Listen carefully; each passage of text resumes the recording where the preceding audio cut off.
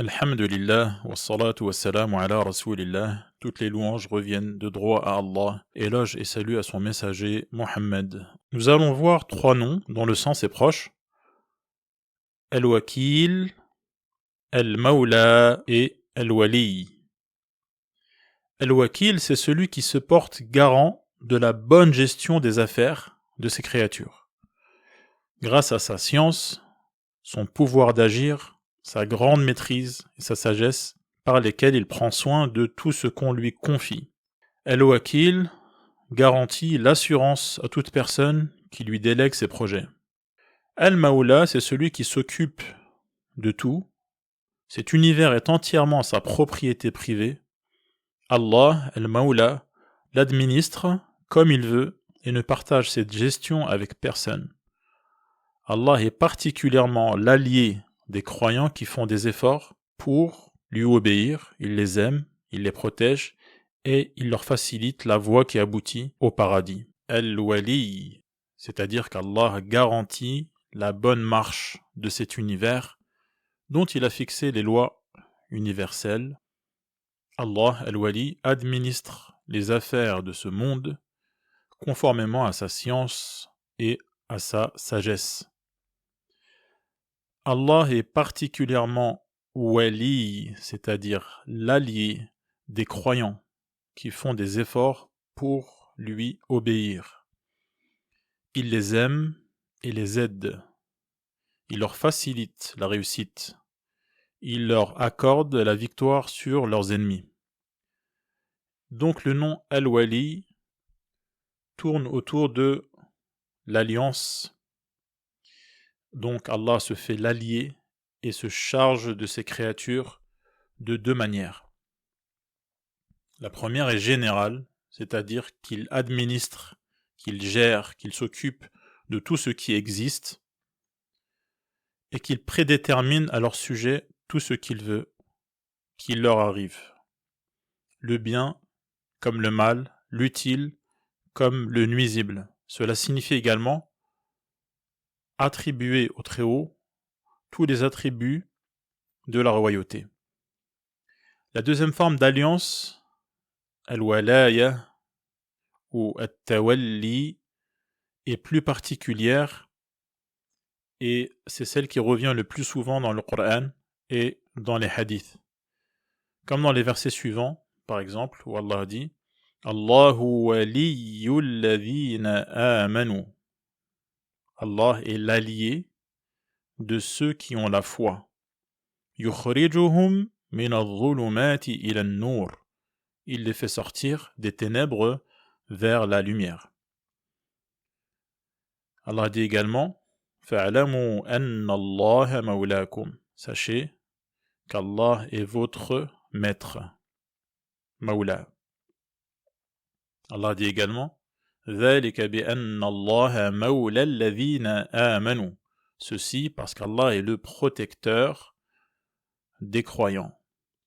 وأن الكافرين لا مولى لهم. Tandis que les mécréants, eux, n'ont aucun protecteur, aucun mawla, aucun wali. Cette alliance spécifique implique que le Seigneur prend délicatement soin de ses esclaves croyants, qu'il les entretient d'une manière plus particulière, si bien qu'ils deviennent dignes de gagner la proximité d'Allah et son voisinage également dans les paradis du délice. Ainsi, Allah, Al-Wali, les aide ses alliés, à adopter la foi en lui et en ses prophètes. Ensuite, il alimente cette foi, il la développe dans leur cœur, il leur facilite la voie la plus facile, il leur épargne la plus compliquée, il leur pardonne dans l'au-delà et ici-bas, il les protège et les entoure de nombreux soins, il leur évite aussi de tomber dans le péché, même lorsque, sous l'influence d'un ego mauvais conseiller, ils commettent ce péché, Allah les aide à se repentir sincèrement.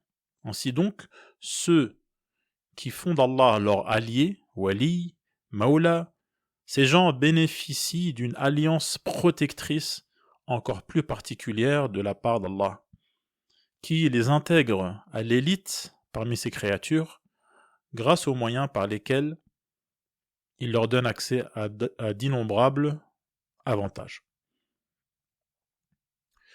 Allah a dit « Ala inna awliya Allahi la khawfun alayhim wa la hum yahzanun » En vérité, les alliés d'Allah n'ont nulle crainte à avoir et ils ne seront point affligés, attristés. Qui sont-ils? Alladhina amanu wa kanu yattaqun, ceux qui croient et qui se prémunissent en s'écartant de ceux qui mettent Allah en colère. Il y a pour eux une bonne nouvelle. Lahumul bushra fil hayati dunya wa fil akhirah. Il y a pour eux une bonne nouvelle dans la vie d'ici-bas, tout comme dans l'au-delà. Ainsi donc, Allah nous révèle dans ces versets comment ces esclaves ont réussi à bénéficier de cette alliance divine. Il s'agit en fait de la foi et de la piété qu'ils ont concrétisées. Allah nous apprend également quels sont les importants avantages que ces gens, ces alliés, ont tirés du fait d'être justement les alliés d'Allah. Il s'agit de la sécurité totale grâce à laquelle il n'y a plus aucune crainte ni tristesse. Il s'agit également de la bonne nouvelle qu'ils reçoivent sur terre, qu'ils reconnaissent à travers la délicatesse des soins dont ils font l'objet, ainsi que l'aide qu'ils ressentent lorsqu'il s'agit de faire le bien, ou de la protection qui les empêche de pécher. Ces alliés voient également cette bonne nouvelle à travers la bonne réputation dont ils jouissent auprès d'autrui, à travers les rêves favorables qu'ils font ou que d'autres personnes font à leur sujet. Et cette bonne nouvelle leur est également faite au moment de mourir dans leur tombe et lors du jour dernier. Wallahu a'lam.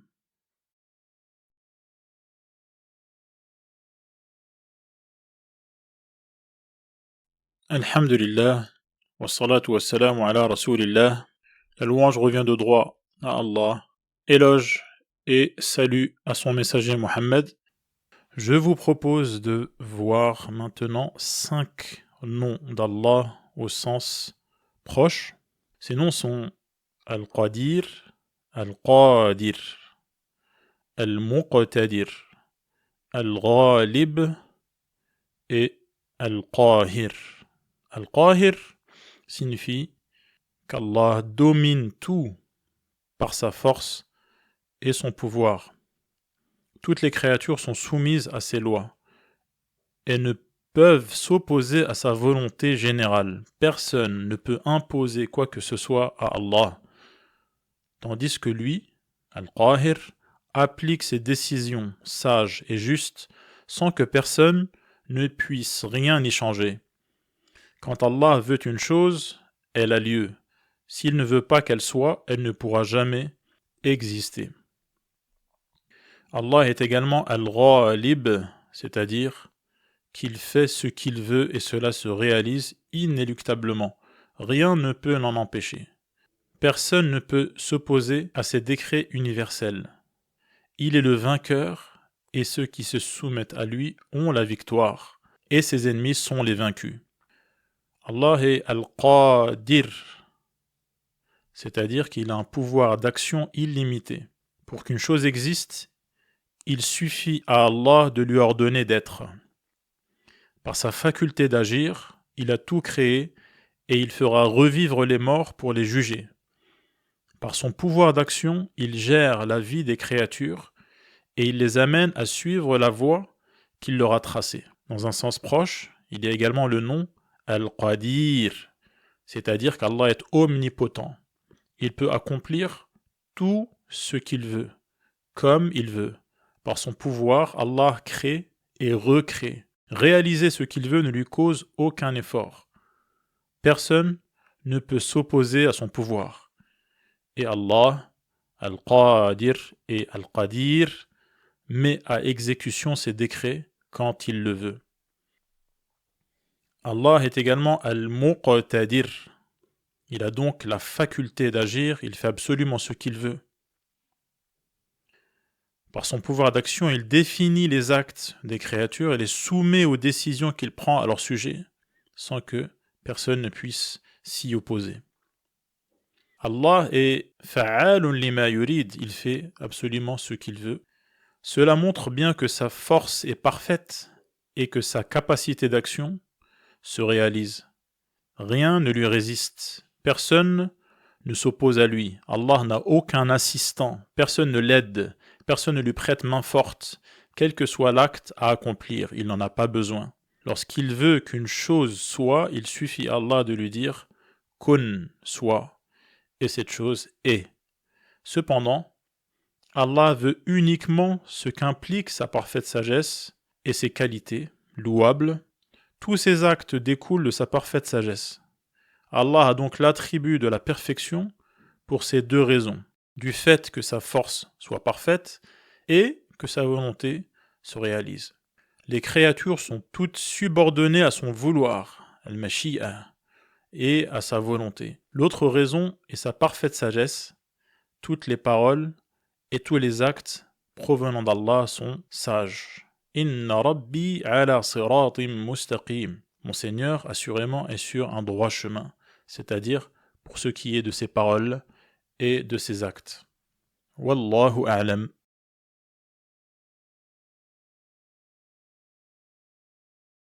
Alhamdulillah, wassalatu wassalamu ala rasulillah. La louange revient de droit à Allah, éloge et salut à son messager Muhammad. On continue la série au sujet des noms d'Allah. Voyons le nom Ash-Shafi, qui signifie qu'Allah est celui qui guérit tout malade. Allah soigne les maux du cœur, tels que les confusions, les doutes, les jalousies, les rancœurs. Allah Ash-Shafi soigne également les maux du corps, les pathologies et autres handicaps. Personne d'autre que lui ne peut guérir autrui. C'est également grâce à lui que les remèdes et les médicaments sont efficaces. Wallahu a'lam.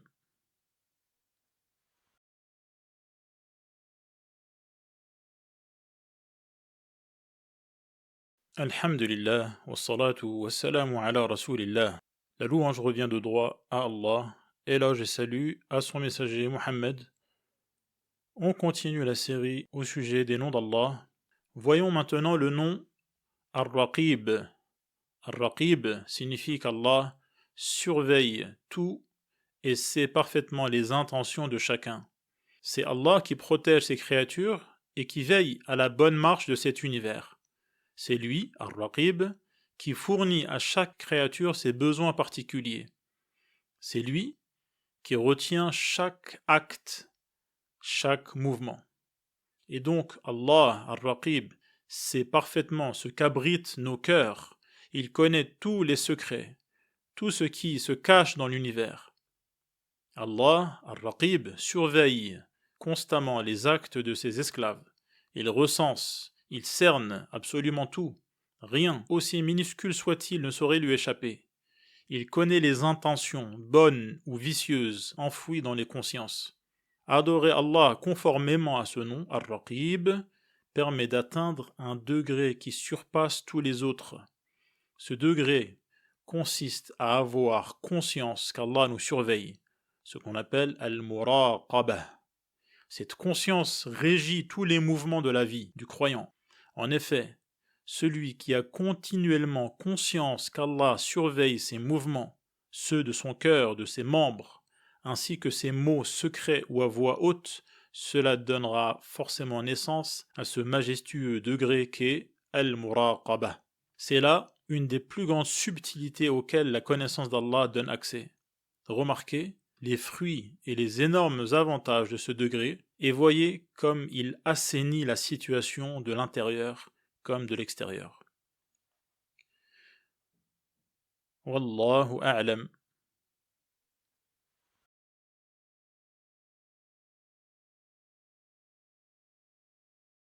Alhamdulillah, wassalatu wassalamu ala rasulillah. La louange revient de droit à Allah, éloge et salut à son messager Mohammed. On continue la série au sujet des noms d'Allah.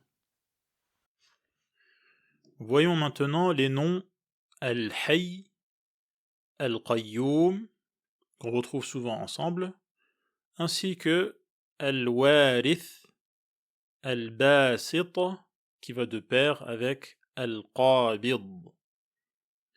Donc Allah est Al-Hayy, c'est lui dont la vie est parfaite. Cette vie parfaite signifie qu'Allah, Al-Hayy, a toutes les qualités du vivant, telles que la vue, l'ouïe, le savoir, la volonté, etc. Mais sa vie est incomparable à la nôtre, bien sûr. Sa vie n'a aucun défaut, ne souffre d'aucune faiblesse. Allah a toujours été vivant et il le sera toujours. Sa vie n'est pas précédée par le néant, contrairement à la nôtre. La vie d'Allah, elle, ne sera pas interrompue par la mort, tout comme elle n'est pas diminuée par la fatigue ou le sommeil. Allah est également Al-Qayyum, c'est-à-dire que Allah permet à tout être vivant d'exister, alors qu'Allah, lui, n'a besoin de personne. C'est grâce à lui, Al-Qayyum, que ce monde fonctionne. Allah a toutes les qualités de force, de savoir, de sagesse, qui permettent à chaque être vivant de continuer à vivre. Tout dépend d'Allah. Sans lui, Al-Qayyum, rien ne pourrait avoir lieu. Allah est également Al-Warith, c'est-à-dire qu'il sera toujours en vie lorsque toute la création s'éteindra. À part Allah, tout est temporaire. Tout être vivant est mortel, sauf le Créateur qui, lui, ne meurt jamais. C'est vers lui que tout se destine, les gens laisseront tout derrière eux, tout héritier et son héritage seront hérités par Allah. Allah est également Al-Basit et Al-Qabid. Ces deux noms sont liés. Allah est Al-Basit et Al-Qabid, c'est-à-dire qu'il récupère les âmes et restreint les ressources, tout comme il donne en abondance et dilate les cœurs. Tout cela est réalisé selon sa sagesse et sa miséricorde. Également, les prix du marché dépendent entièrement de lui en réalité. Personne ne peut faire obstacle à ses dons, personne ne peut accorder ce qu'il a refusé. Wallahu a'lam.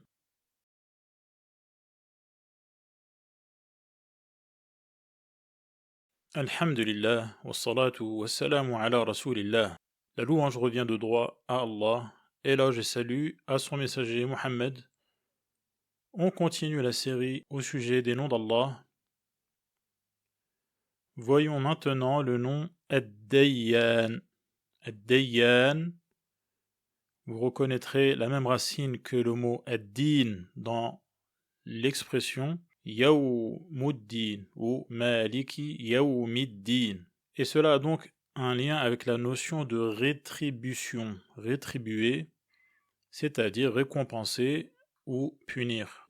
Et donc Ad-Dayyan signifie celui qui jugera les gens et donnera à chacun sa récompense ou sa punition. Allah, Ad-Dayyan, réunira l'humanité lors d'un jour qui ne fait aucun doute, le jour de Ad-Din. Ad-Din ici signifie donc la récompense ou la punition et pas la religion. Et donc Allah, Ad-Dayyan, recomposera les éléments des corps éparpillés et il redonnera vie aux morts. Allah a recensé minutieusement leurs actes et rendra l'impartial justice. Wallahu a'lam.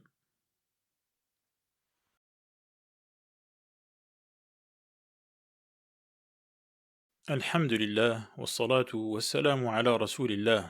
La louange revient de droit à Allah, éloge et salut à son messager Mohammed. On continue la série au sujet des noms d'Allah. Voyons maintenant deux noms, Al-Hayy et As-Sittir. Al-Hayy, de la même racine que Al-Haya, qui signifie la pudeur, et As-Sittir, de As-Sitr, qui signifie cacher, dissimuler. Et donc Allah est Al-Hayy, c'est lui qui a pour qualité la pudeur. Celle-ci va de pair avec sa bonté et sa générosité. Allah, Al-Hayy, ne laisse pas ses esclaves lever les mains vers lui sans exaucer leurs vœux. Il ne divulgue pas les défauts des gens. Cette pudeur d'Allah est un attribut de perfection. Cette pudeur convient à sa majesté et à sa grandeur. Elle est différente de la pudeur éprouvée par les créatures faibles et imparfaites. As-Sittir signifie celui qui dissimule les défauts de ses créatures. Il ne les divulgue pas au grand jour. C'est de la part d'Allah une énorme indulgence. Alors que les gens lui désobéissent, il laisse leurs nombreux délits inconnus du public. Allah n'aime pas que les gens exposent leurs péchés au grand jour. Allah, As-Sittir, déteste également que leur nudité soit dévoilée. Wallahu a'lam.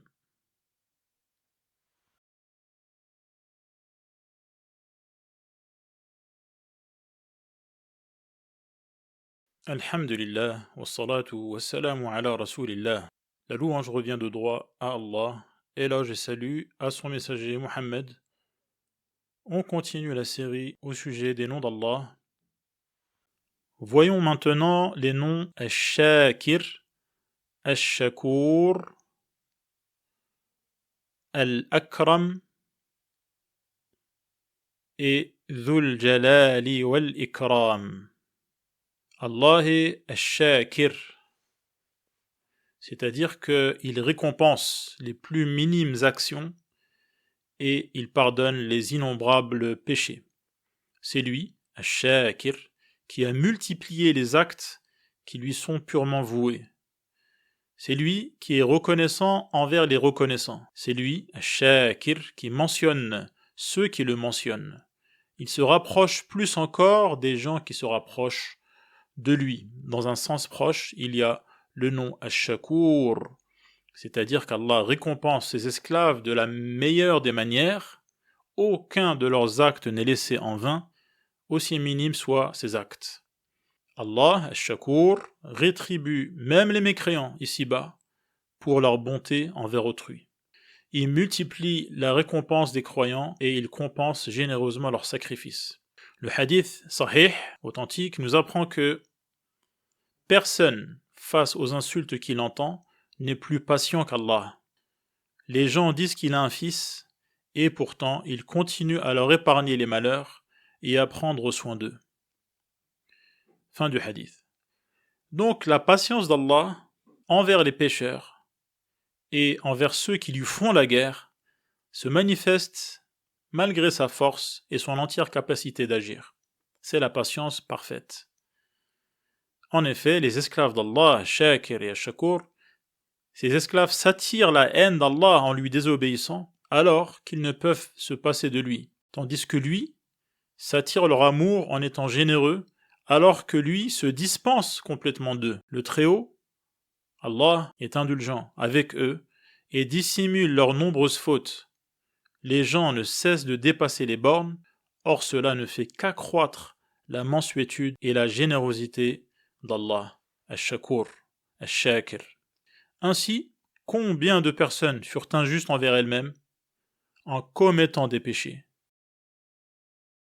Pourtant, Allah les couvrait de sa mansuétude, puis lorsqu'ils se repentent et vouent leurs êtres à Allah, il les traite comme s'ils n'avaient jamais rien commis, ce qui montre la perfection de sa mansuétude et de sa patience.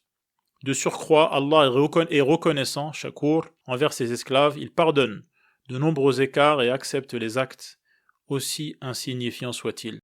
Lorsque l'esclave accomplit des actes purement voués à Allah, il multiplie les actes qui sont peu nombreux et il amplifie ceux qui sont peu importants.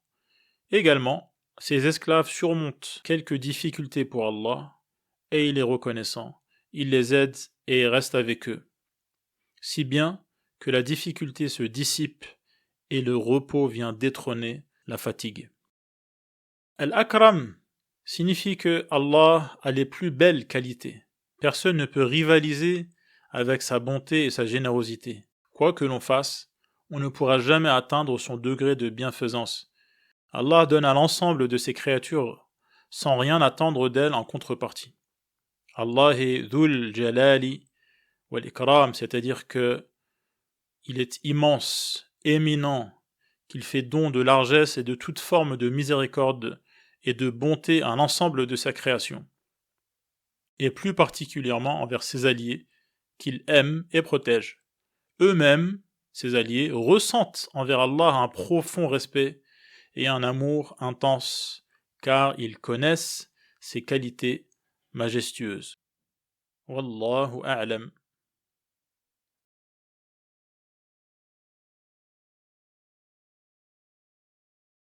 Alhamdulillah, wassalatu wassalamu ala rasulillah. La louange revient de droit à Allah, éloge et salut à son messager Muhammad. On continue la série au sujet des noms d'Allah. Voyons le nom At-Tayyib. Il signifie qu'Allah est pur et qu'il est exempt de tout défaut. La pure perfection distingue Allah dans son être, ses noms, ses attributs et ses actes. Seuls les purs peuvent approcher Allah, le pur. Seules les pures paroles et les pures actions peuvent monter vers lui. Allah, At-Tayyib, n'accepte que ce qui est pur, Tayyib. Seules les adorations purement vouées à lui sont valides. Sa religion est pure. Et c'est parce que les croyants sont purs qu'ils ont accès au paradis. Wallahu a'lam.